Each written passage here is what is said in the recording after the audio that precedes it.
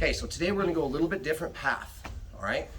We are gonna be aware of something first before we start doing the technique. Which side do I want to fall on, okay? If I fall this way, rotate a little bit. If I fall towards the overhook side, it's gonna put me in additional dangers, okay? He already has my back. I've got one thing basically left to worry about. That's not getting submitted and finding my way out. So if I fall to this side, it leaves me open to a whole host of things that can happen. Right? Our coat hanger choke, he could just flat do a necktie if he wants. He can still pick up a bow and arrow. Or if I lose track of this hand, he can just rear naked choke me. Or even if I counter, he can run to a short choke. There's a multitude of different ways Bill can finish me. Number one. Number two, even if I do break the grip, free my leg, and start to put my shoulder blades out, Bill can drive this around and catch an arm triangle.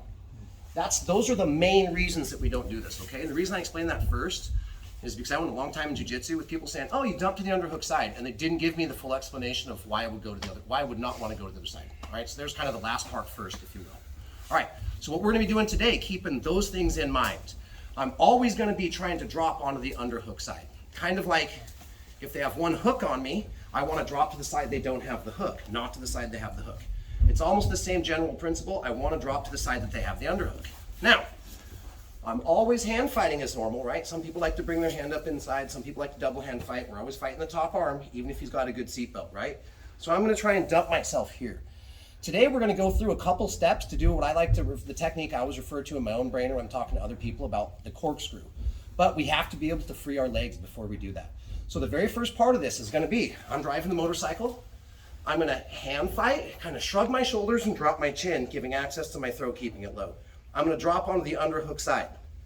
We're going to talk about what our head and shoulders are doing next, but the first thing that we need to learn, so we're going to isolate it, is how to try to clear this bottom hook, okay?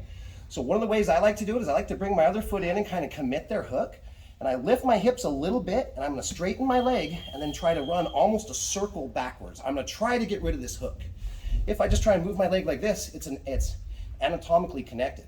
If I straighten my leg, push my hip in the air, come underneath, and then over the top of it, I can start to get my hips out and clear that underside hook.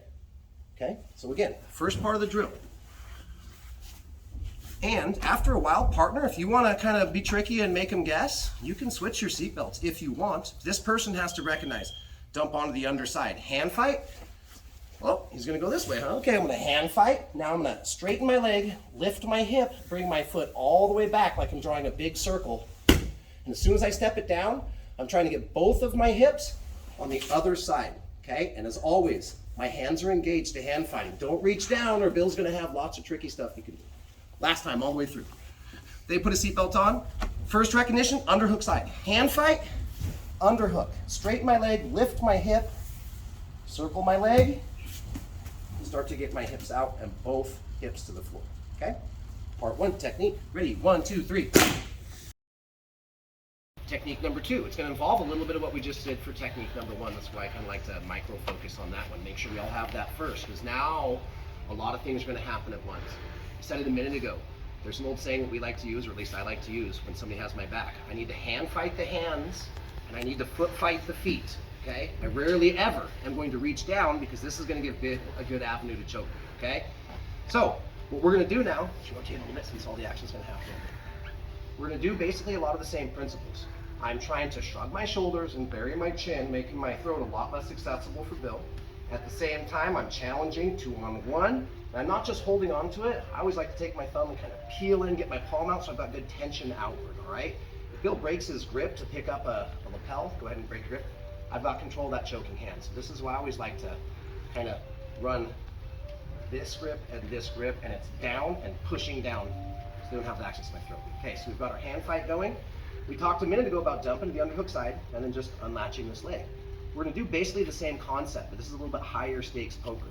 We're not just going to look to get them off our back and still probably be on bottom or cause a scramble. I'm going to start looking to get to a good position. So here we go. Hand fight, dump. Now, instead of just staying here and circling my foot back, it doesn't always work. If Bill's got an active foot, he doesn't just let me wipe this off. So we're going to have to go with a different path. The back of my head is going to lean forward. I'm going to put the back of my head on the ground. Super important. There cannot be any space. I'm going to try and turn and look Bill in the eyes. head to the ground. As I look him in the eyes, as I start to, we call this the corkscrew, I'm gonna go up and out, kind of like a wine screw or a corkscrew, okay? So follow the underhook side, get my head on the mat. I'm still pushing, peeling, and challenging the grip. We're gonna do the same thing with our leg we did just a minute ago. Straighten and lift, back circle. The only difference is now instead of just staying here and moving my hips out, once I step over, I'm not gonna start to scoot out this way. I'm going to try to corkscrew and get my head above Bill's head. I'm gonna pull the hands down, drive myself up, and put my shoulder blades to the ground. Now, sometimes I get stuck right here, so we do this little technique I like to call a shoulder walk as I'm pushing my legs. Once my head is above Bill's, he's gonna have a very hard time getting to mount. If he takes top, I'm already into my defensive postures, okay?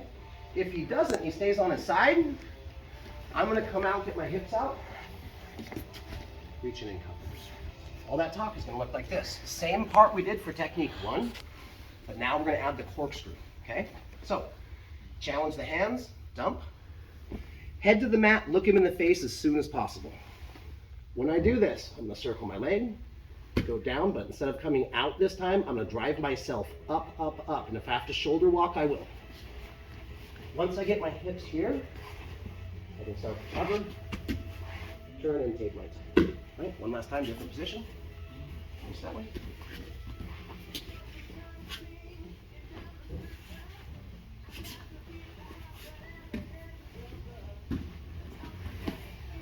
Okay.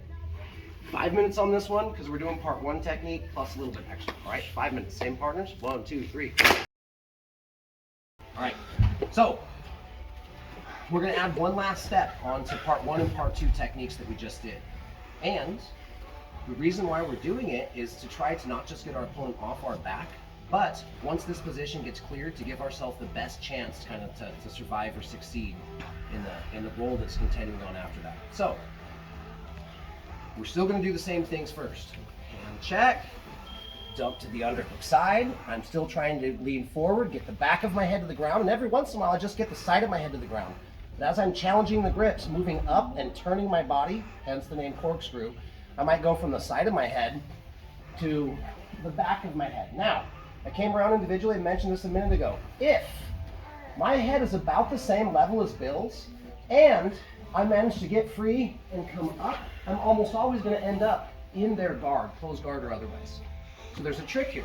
I want to get my head taller than Bill's head before I turn in. And my odds of avoiding the guard go up for me, okay? So, same technique. I want to make sure and get my head a full head length above Bill if I can, if that makes sense. And there's one more thing we're going to do to increase our odds. As I start to come out, my head length is above his now. This leg, Bill's arms aren't in danger of picking up a lapel or choking me. I dump to the correct side, he has no more arm triangle.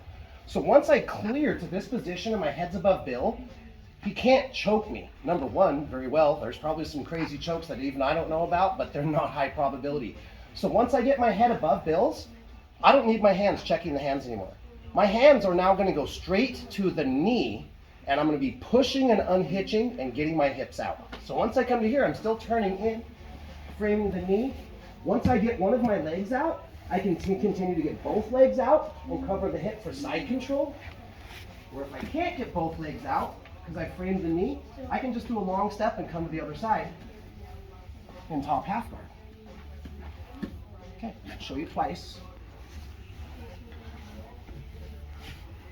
So once my head clears his head, I can start to forget about the hands. Not until then. Now my head's up. I can frame the leg, okay? Push the leg. I've got two options. I can totally disconnect and cover the hip for side control. Or if I'm not able to get that last leg out, I gotta go all the way over the top and end up in half guard.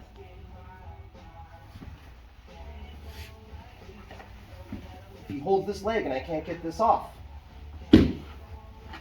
top half guard, and now depending if I'm going subs, or if I'm going to flatten them out for control. Okay, we have all of our pathing from here. All right, any questions? I will be around. 5 minutes on this one, then we'll fix our knees, get a drink and roll. Ready? 1, 2, 3.